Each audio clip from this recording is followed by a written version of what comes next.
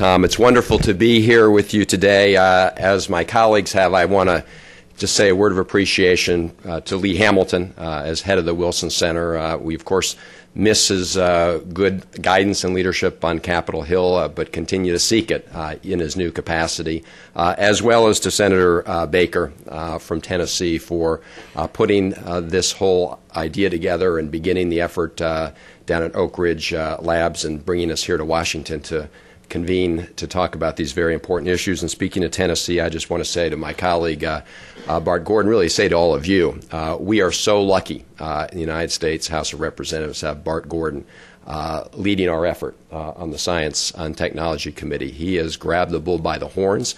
He has pushed the American Competes Act in the House of Representatives. He's been a leader in trying to create, as you know, an energy DARPA, YARPA, and really been pushing hard with the new administration. So I want to thank him and congratulate him for his leadership.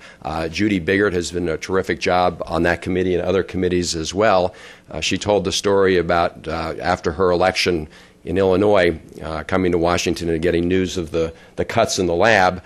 Another colleague of hers from Illinois who was recently elected in a special election, Bill Foster, who is one of the physicists in the House, I had a similar story to tell because during his election there were steep cuts to the Fermi lab, and we were very pleased to be able to work with Bill Foster to reverse those cuts as a new member of Congress. So Judy and Bill, we have a great delegation from Illinois.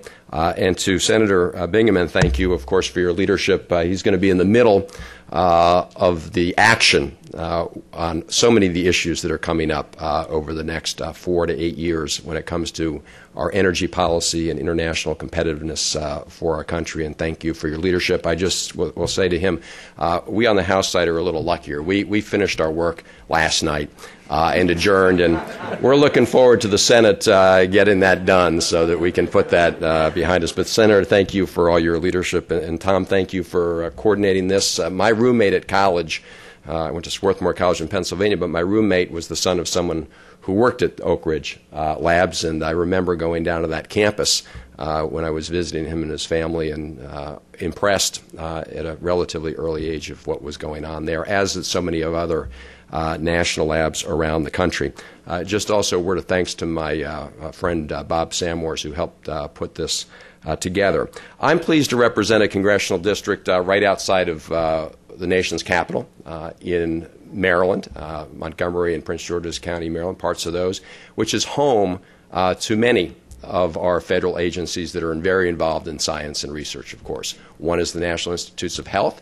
Another is NIST. NOAA is also finds its home in that district, as do parts of the Department of Energy and FDA, which of course has a role with respect to translating that research into clinical trials and actual products that help save lives in our country and provide treatments to help those who are ailing with various diseases. And those are just some of the federal agencies that are home in my district. So I'm very involved in the discussion of trying to translate that research and make sure we have a strong research base, and then translate that research in ways that helps the American people and also advances our international competitiveness around the world. No one in this room questions the fact that we have a long way to go to meet our competitiveness challenges. And I'm not going to go through the litany of statistics that form the cause for alarm. Bart mentioned the recent results of the trends in international mathematics and science studies that did have the good news and the bad news. But what I think we need to understand and make sure we communicate, it's not so much that we are falling behind in absolute terms.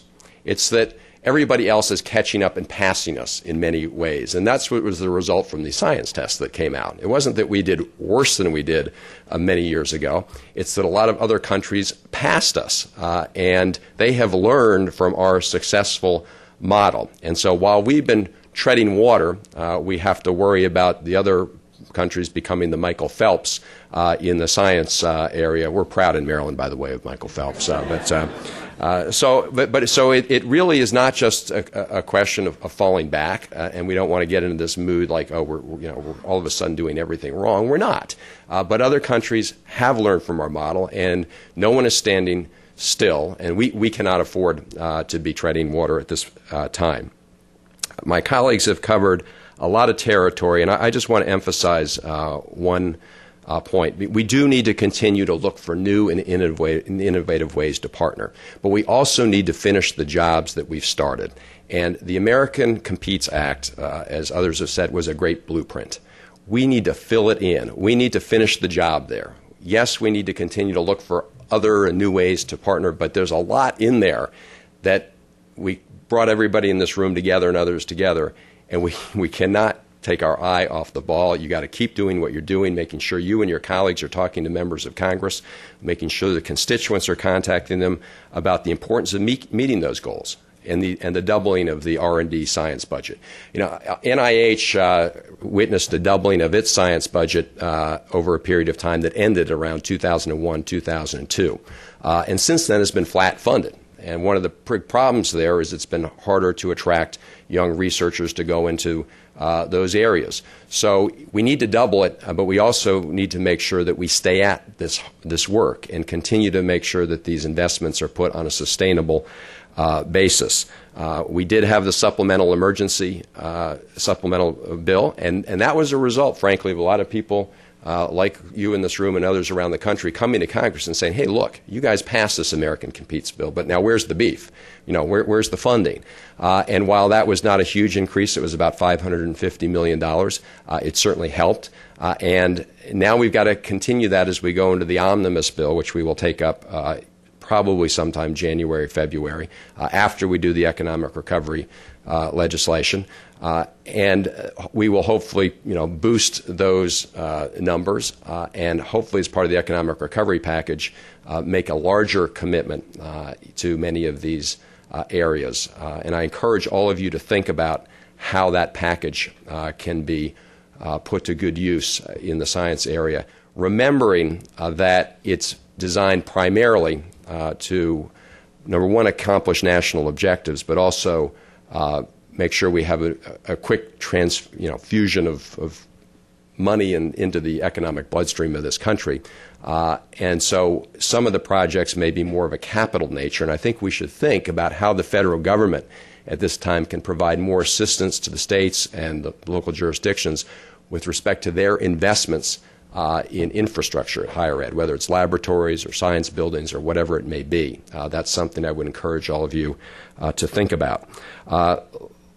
The good news of going last for all of you is that I scratched off things. The bad news is I have a couple things left. So let me just mention a couple things, especially in the area of education, because we did not go into that in great detail, and there's some important provisions in the American Competes Act and other legislation to address what I think we all would agree is a very important issue, getting more of our sons and daughters and children and grandchildren to go into science and math. And the American Competes Act has a good blueprint in that area, but again, a lot of those programs have not been funded. I mean, for example, Teachers for a Competitive Tomorrow, not funded.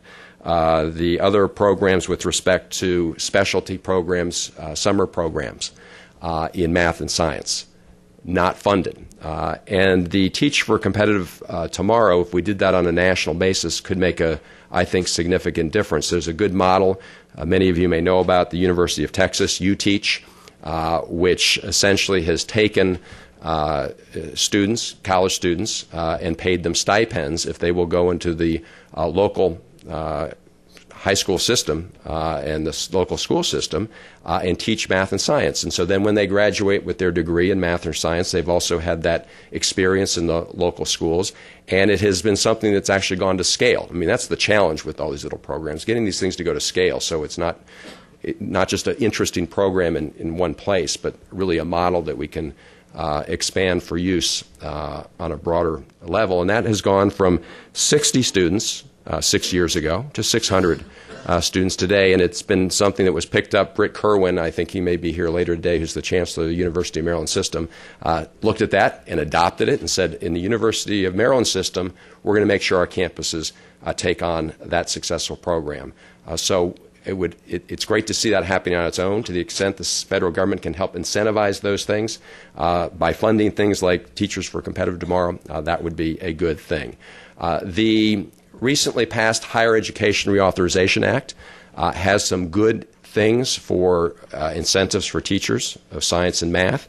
It has a provision in it that will provide $10,000 loan forgiveness for teachers that go into the STEM areas. They're just finishing up the regulations, and those are going to take effect this coming July. So we encourage all of you to educate students and others about that, because these are things that are now coming to fruition and will provide an incentive. There's also efforts to provide, those are efforts that say if you graduate, we'll give you a tax break. Sometimes it's easier to encourage somebody to go into math and science if you say we're going to help you right now. It's not a deferred benefit. It's something right now.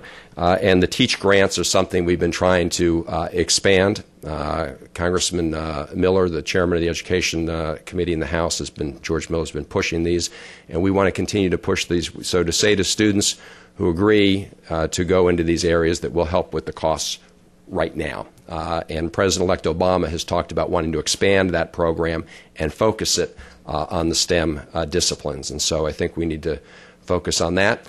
One last area in this area of education that I wanted to mention was trying to get more scientists who are, looking for new horizons, looking for second careers, researchers, scientists, to go into the schools and teach. And in Montgomery County, Maryland, we've developed what is becoming a very successful program. It's a partnership between the local school system, the Montgomery County school system, and University of Maryland and our community college to expedite the process for these people who have great substantive knowledge to get into the classrooms. It expedites the certification process. And that's the kind of model I hope we will see expanded, because there's great potential as the baby boom generations retires with all that talent in the areas of the STEM areas to go back into the classrooms and help our young students. So I hope we will pursue that as we go forward. It's called the Laboratory to Classrooms project.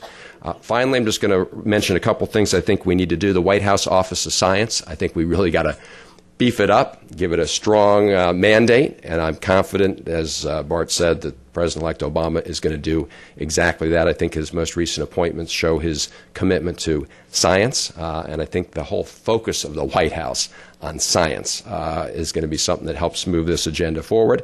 I think we should make the R&D tax credit permanent, look for ways to maybe even tailor it and expand it in certain ways to boost investment. I think that we need to look at how we deal with foreign students who come to the United States. As Bill Gates said, and anyone who's a businessman would say, it's crazy to spend all our taxpayer money educating these great students and then saying you can't stay here, go overseas back home and compete against us. Not a sustainable model. So those are just a couple things I wanted to mention as part of our competitiveness agenda. It's great to be here with my colleagues, and thank you for what you're doing, and thank you for what you're going to do to keep the pressure on all our colleagues to make sure that we follow through on the commitments we've made to you and the American people. Thanks.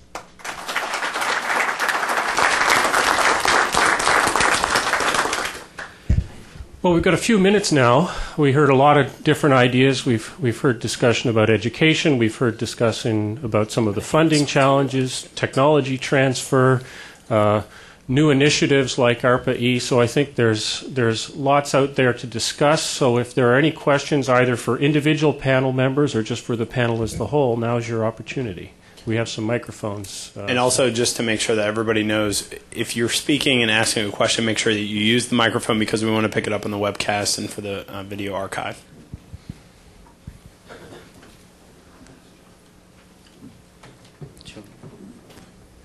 So while you're... Okay. Paul Fowler with the National Council for Advanced Manufacturing. I just wanted to talk about the American Competes Act. We need to get it funded. We want, and that'll give the money for some collaborative partnerships, new creative ways. But can any of you talk about maybe some changes to discretionary funding to allow for some of those creative partnerships to exist, or some incentives for that money to be used in creative ways? You say discretionary spending in what areas? What?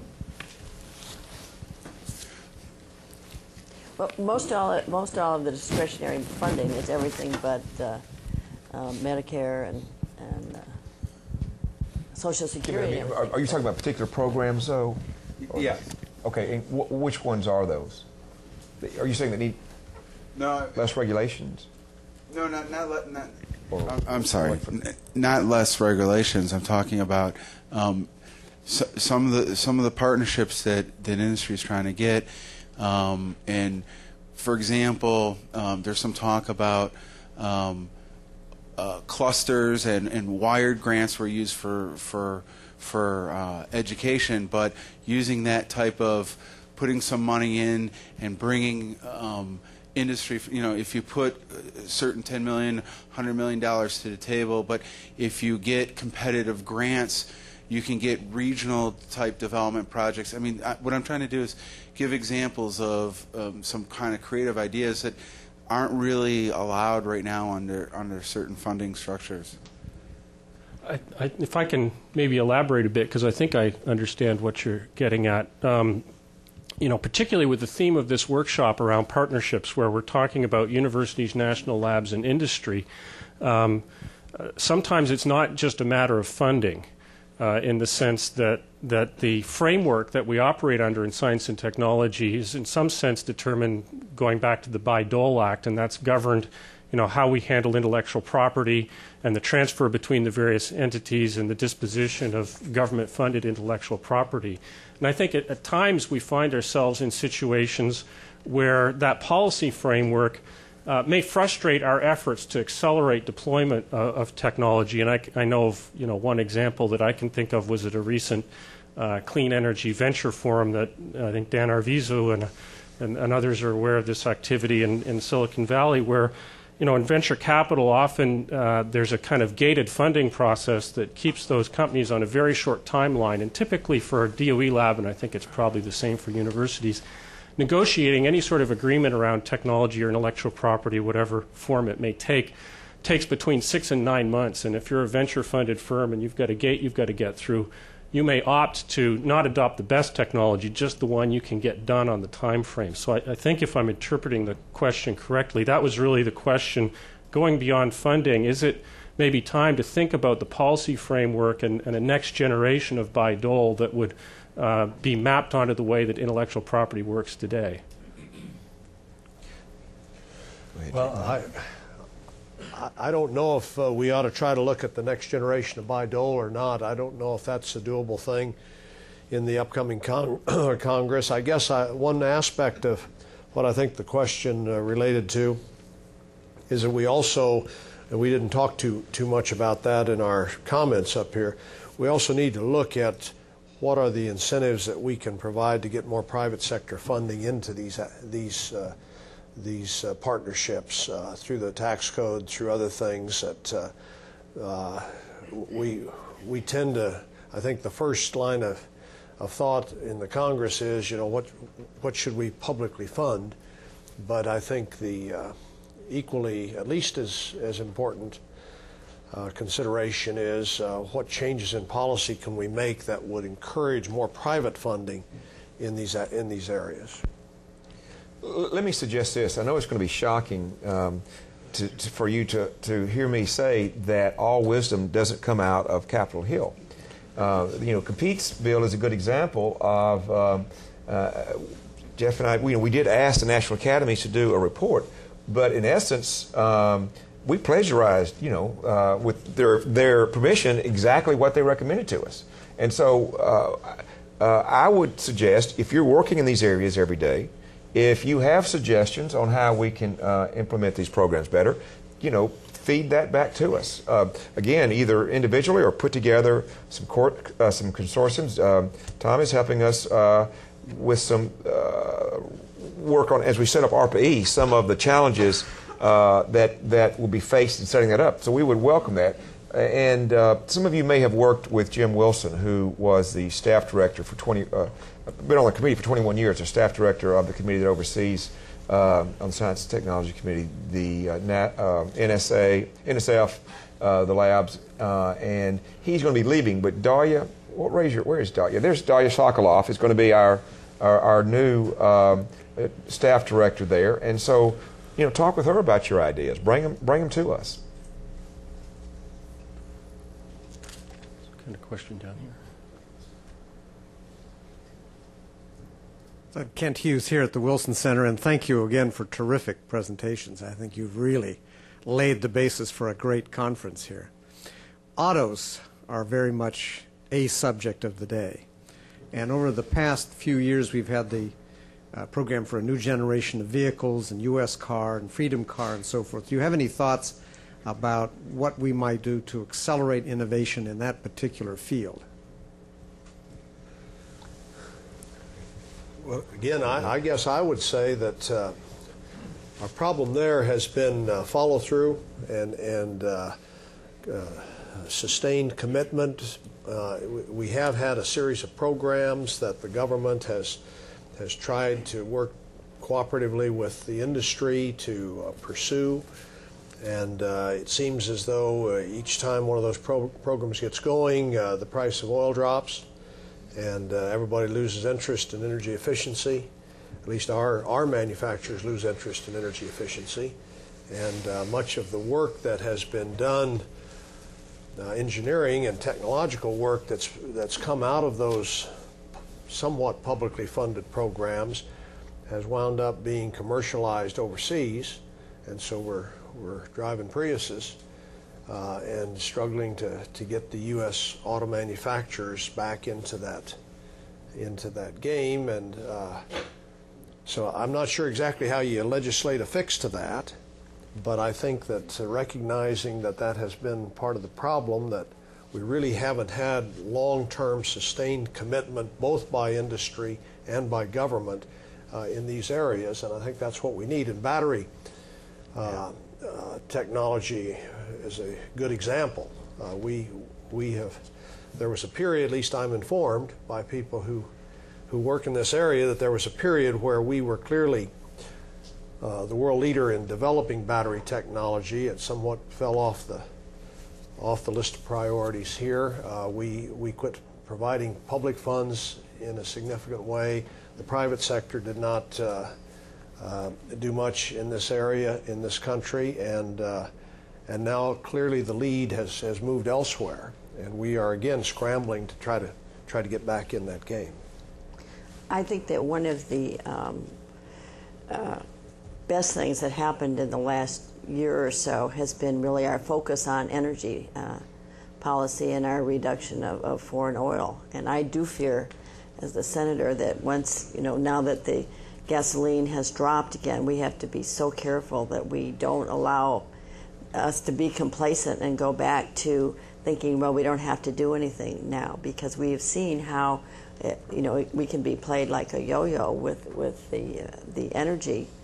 And I think the American people get it, that we cannot do that, and are behind in conserving. We saw where people started using the trains, a huger demand. There was our use of oil really dropped, and it's so important that we keep doing that.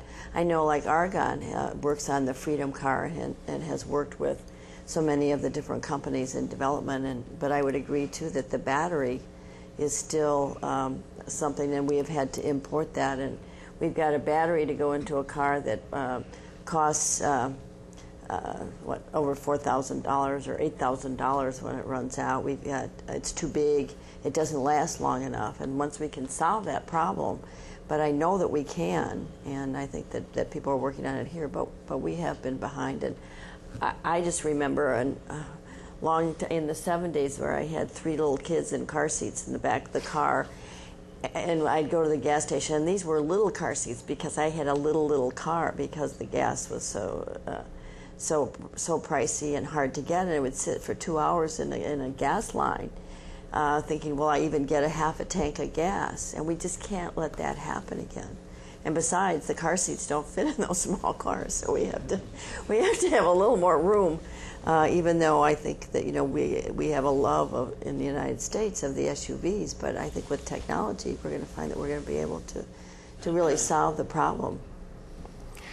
Let me just say, I think you have two ways to approach the issue. One is the regulatory framework, and the other is the investment in R&D. On the regulatory side, the one problem we've had, and one of the reasons we're in the fix we're in, is that instead of looking for ways to improve fuel economy and fuel efficiency, a lot of these companies, especially the Detroit Three, spent a lot of their time and resources trying to, and successfully, blocking Congress from improving, for example, the CAFE standards. I mean, they were just finally updated this last December with the new Congress. It hadn't been seriously updated since the 1970s. And the fact of the matter is, if we'd spent more time trying to find solutions to the problem than spending a lot of money trying to block these efforts at the national government to set the national policy to preserve fuel economy, we'd do a lot better. So let's begin to focus on what we need to do. And the federal government can, in the area of energy policy, it can set that kind of mandate to drive some of the technology. We can do the same kind of thing with respect to establishing a renewable electricity portfolio standard in this country, requiring, as in the House passed legislation this year actually, that at least, and this is at least 20% of the energy generated, electricity generated, come from renewable sources. So that's one way you can drive policy, to try and set those kind of federal standards. The other way, of course, is greater investment in these areas. The car battery, you would think that a consortium, at least, of these companies would want to pool their resources, invest in that. But the federal government needs to do a better job. I mean, I think it's crazy that only 7% of federal R&D dollars go into the energy area when this is a national priority. That's a misallocation, in my view, of federal resources. We need to expand our R&D budget overall, our science budget, but we also need to have a greater share of it go into what is clearly a national priority, trying to reduce our reliance on fossil fuels. Let me just real quickly add some specifics there. As has been stated, the battery really is key in the automobile industry. I mean, we're talking, we've got hydrogen research going on, but that's a long way off. There's three vehicles right off the top, I think, that are available. In the energy bill from last year, the Science Committee put a specific section in there about battery research. I can't imagine that there'll be an ARPA-E without serious battery research going on there. The key to renewables, if you want to have a renewable portfolio standard, you've got to have battery storage outside of just cars, because the sun doesn't shine all the time, the wind doesn't blow all the time. So ARPA-E is another opportunity to have that type of consortium that comes together. So again, I would suggest that you look at the model that we see in nanotechnology, the model that we see with the semiconductor industry, because there are a variety of different vehicles to come together if there is that consortium, and we need the business community investing in it and then being able to take it on to market. Well, I think that uses up the time that we had. I guess one observation I'd make on the flip side of the reduction in prices of gasoline and oil is it does show that demand reduction works. And so the challenge is to come up with a mechanism for demand reduction that isn't a kind of nearly catastrophic economic slowdown, which is not the preferred alternative for getting that reduction in price. So I'd like to thank all of the panelists for joining us here this morning, and please join me in recognizing them.